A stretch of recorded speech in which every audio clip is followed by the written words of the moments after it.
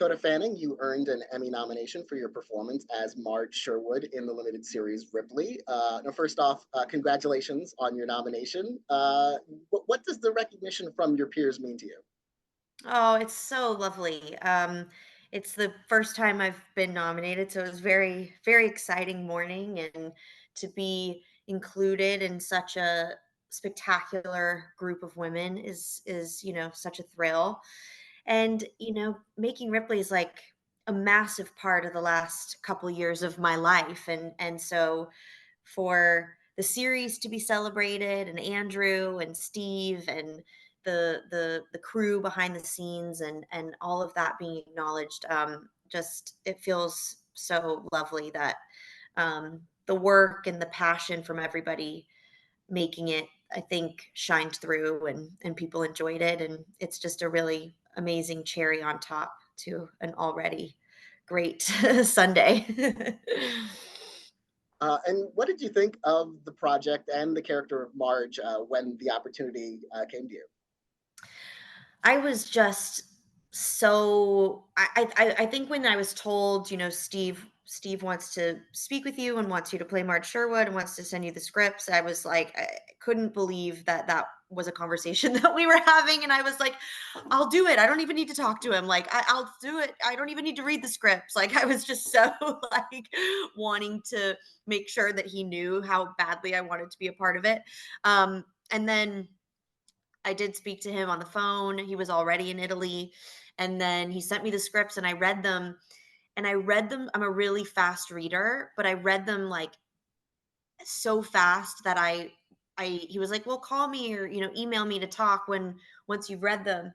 And I remember thinking he'll never believe that I read all 8 of them if I email him right now. Like, it's not been long enough. Like, it's not believable.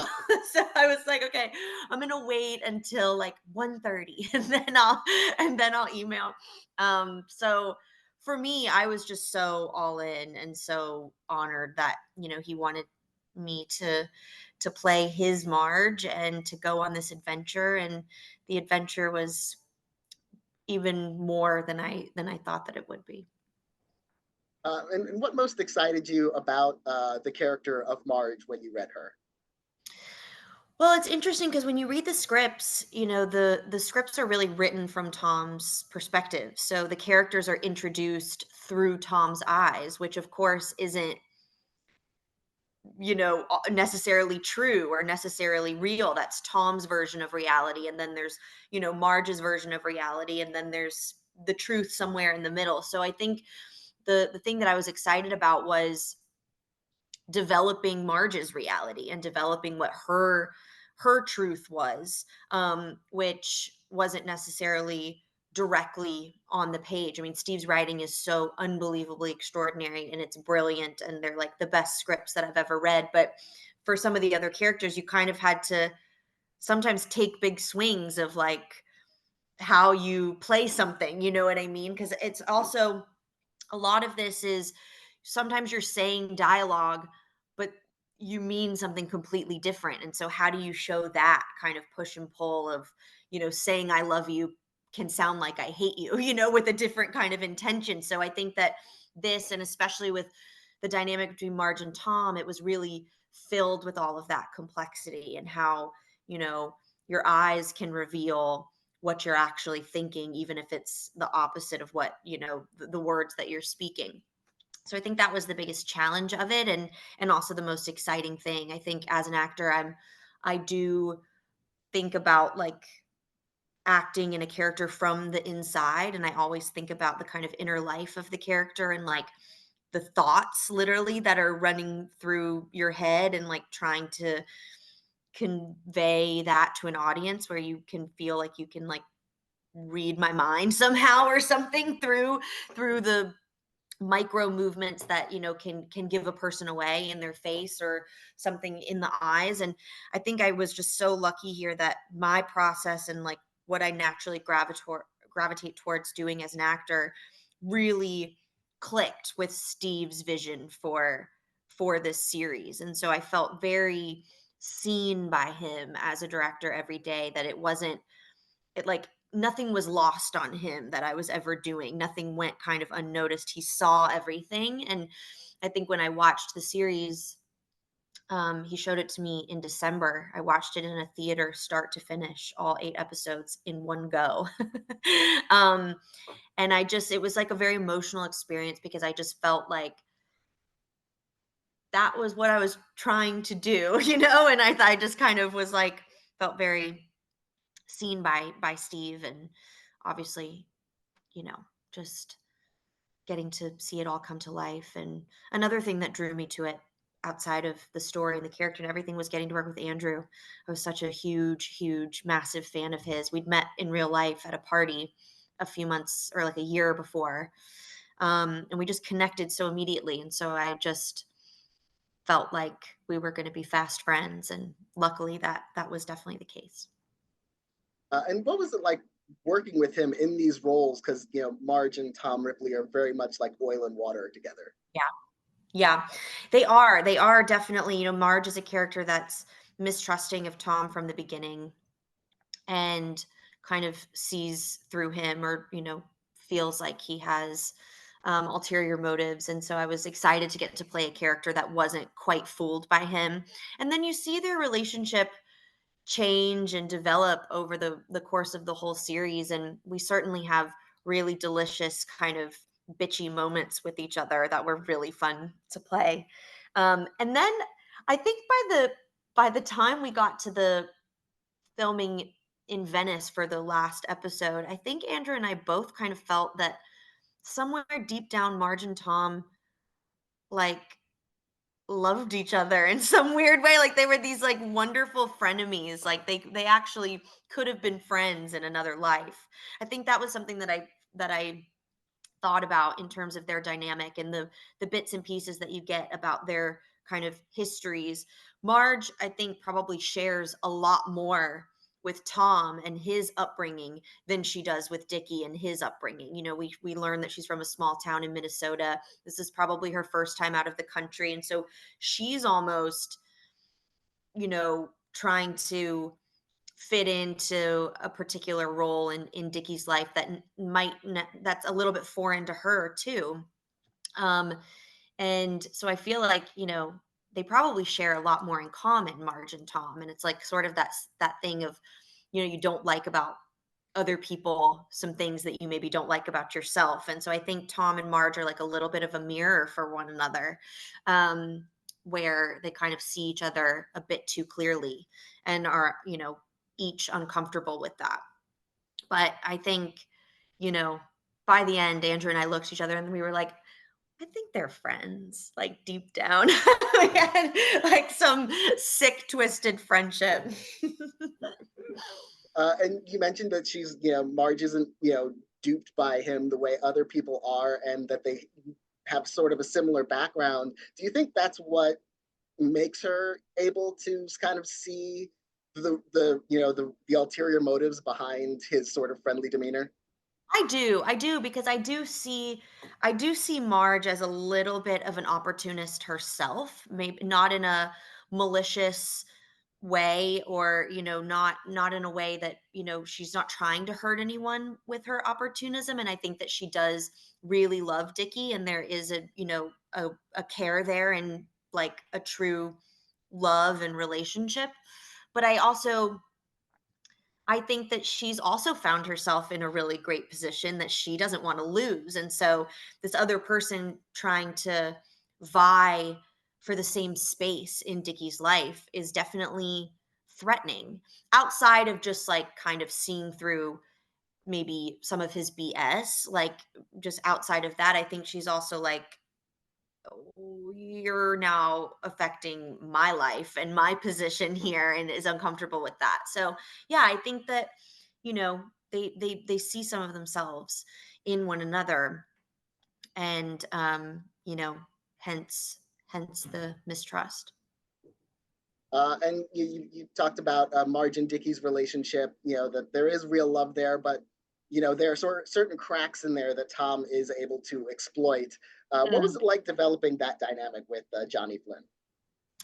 Oh, I loved working with Johnny so much. I absolutely loved working with him. and just love him as a person. We just had the best time. I mean, I think in our moments together, in our scenes together, me playing Marge, I think Marge thinks that they're all in with each other, so I don't think that she sees any of those cracks or anything like that. So I didn't really worry about those too much. It's funny when I watch the series now, and anytime somebody like says something maybe slightly negative about Marge on the show, I'm always like, what did she do? Marge didn't do anything. Like, I'm very protective of her when I watch the series. I'm very protective of Marge.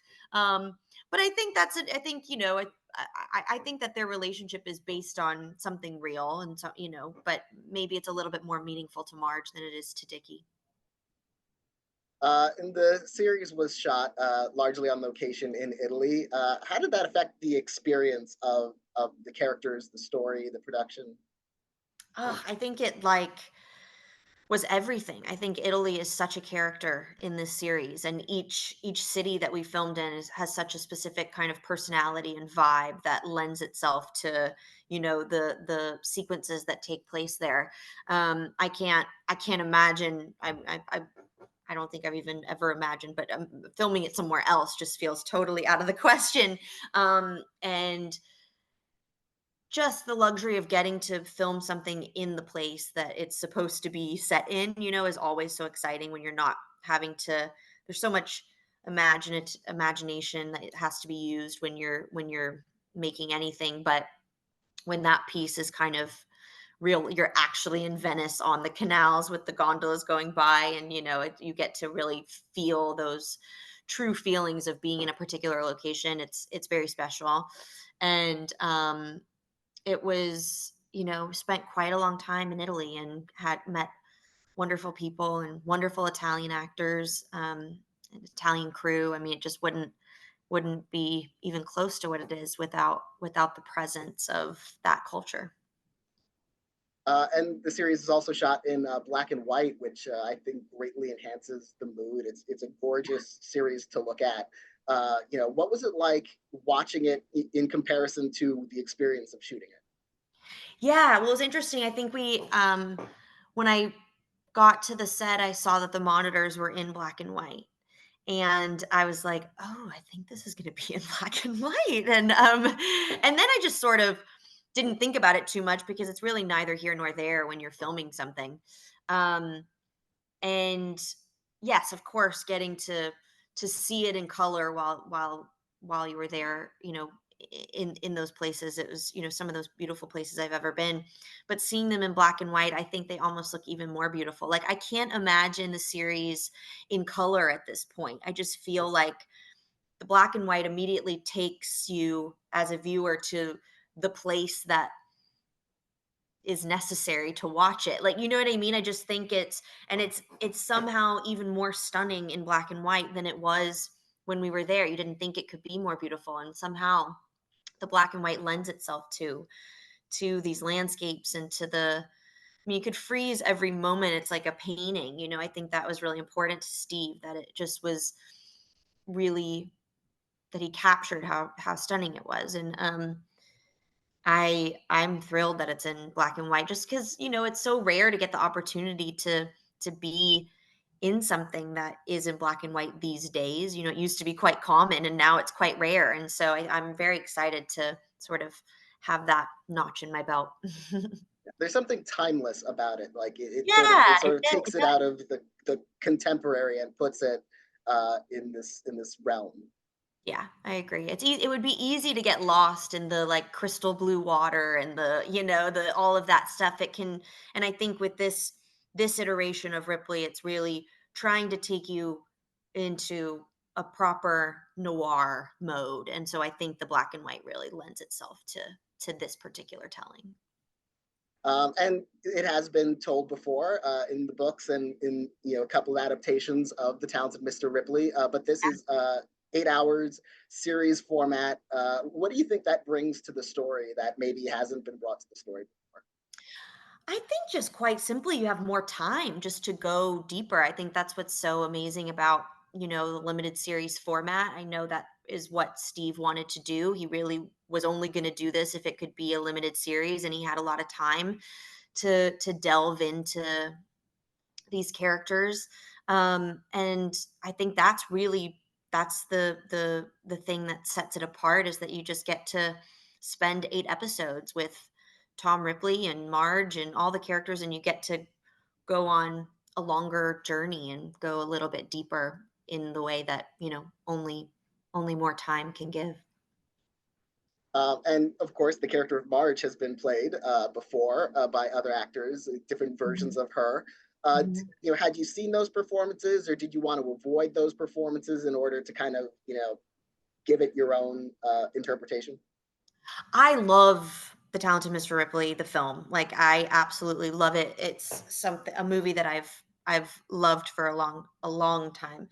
And so I know it super well. I know it super well, but I think it was very clear right away that Steve was, wanted to do a pretty faithful adaptation of of the novel, and that he wanted this to be something different, just, a different version than the film. So I think for all of us, Andrew, Johnny, and I mean, we felt no pressure. We were like, we don't have to emulate anything, because we're just doing something different.